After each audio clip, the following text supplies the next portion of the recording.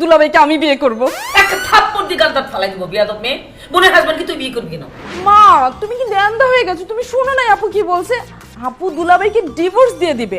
আপু যখন দুলাভাইকে ডিভোর্স দিয়ে দিবে তখন দুলাভাই তো আর আপুর স্বামী থাকছে না। দুলাভাইকে বিয়ে করতে আমার কোনো বাধা থাকবে না। তখন দুলাভাই হয়ে যাবে সিঙ্গেল, আর আমি তো সিঙ্গেলই আছি। আমার দুলাভাইকে বিয়ে করতে কোনো বাধা থাকলো না। এই তুই পাগল হয়ে গেছিস নাকি? দুনিয়ায় এত ছেলে থাকতে তোর তাকে কেন বিয়ে করতে হবে যাকে আমি ডিভোর্স দিচ্ছি? কারণ আপু দুলাভাইকে আমার অনেক ভালো লাগে। তোর সাথে যেদিন দুলাভাইয়ের বিয়ে হয়েছিল সেই দিনই তাকে দেখে আমি তার প্রেমে পড়ে গেছিলাম। আর তখন মনে মনে খুব আফসোস করতাম, ইস তোর সাথে যদি দুলাভাইয়ের বিয়ে না হয়ে আমার সাথে বিয়ে হতো।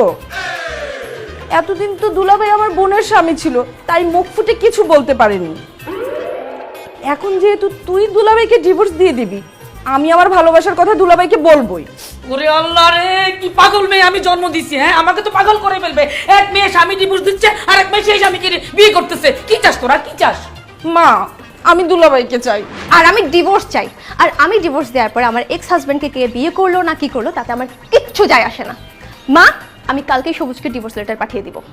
আপু তুই ডিভোর্স লেটারটা আমার কাছে দিস, আমি দুলাভাইয়ের কাছে দিয়ে আসবো।